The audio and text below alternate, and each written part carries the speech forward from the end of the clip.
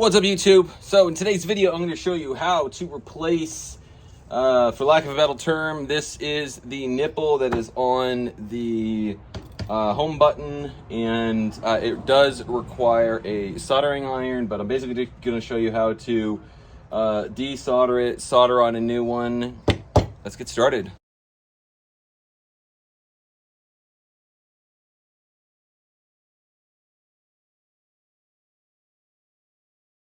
So this is my soldering setup. I have this little, I don't know, J-tip. My Hako is set to 750. It is very important that you use flux. And I also use a bit of wick. So, and I'll narrate the rest of this as I go along. So I haven't had the best success rate with gluing that little black disc back onto the center because in iPads it's all about like height. If it's sitting too high or if it's not sitting in just the right place, then the button basically won't work. So that's why I do this. As you can see right here, I'm using a little bit of flux. It keeps the solder from oxidizing, which is really important. And it also helps it flow a lot better. And then as you can see, I'm using a little bit of solder wick, which helps just basically pull the old solder off of the pads. And then obviously I do the same thing on the other side.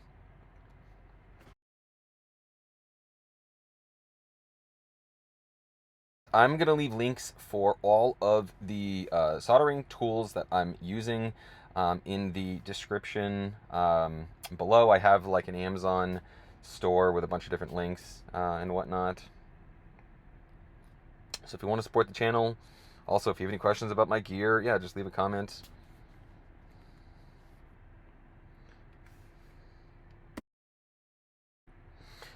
So you can see the little bubble of solder on the end of my iron.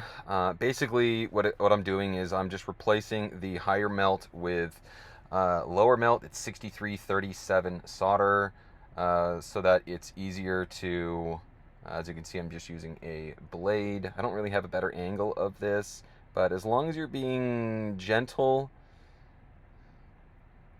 you shouldn't have any issues.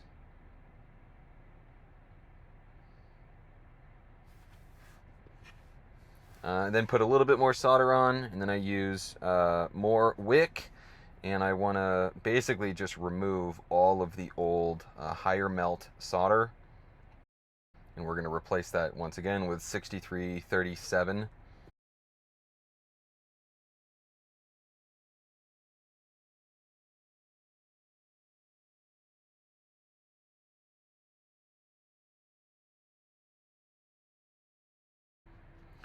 So I'm using 99% iso alcohol to remove all the old flux before I put some new flux back on. So, first of all, if you've got this far and you think, hell no, I do mail-ins. Second, I also buy iPhones. Working, broken, whatever. Even if it looks like this, I'm still interested. Link in the description. Let's make a deal.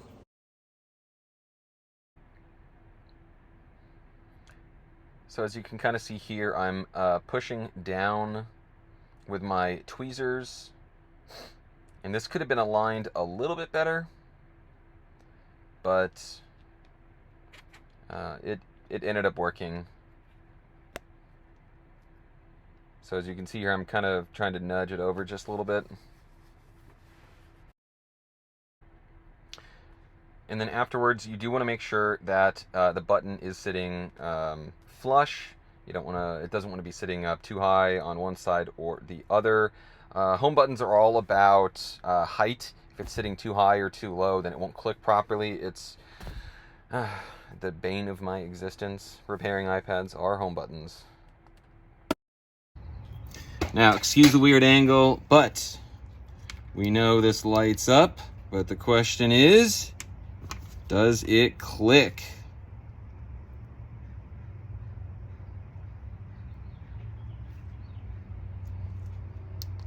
So let's try that again. Oh yeah.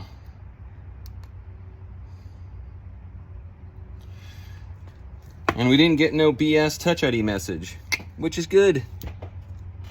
So if you hate iPad home buttons as much as me, I'm going to give you a tip that really helps out. Essentially, you use 3M primer on the home button bracket and then on the glass underneath.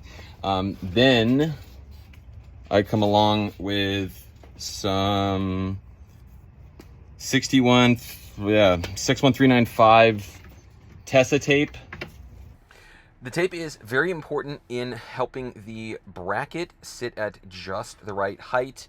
If you didn't have the tape and if you just glued the bracket straight to the glass, it would be a bit too snug. So it's very important. And then as you can see here, some of the super glue basically makes it so that the bracket doesn't become depressed or doesn't release from the glass.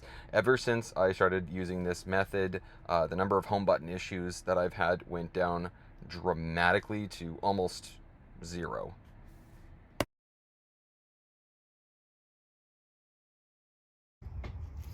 Now, here's the real moment of truth. That's how you do it.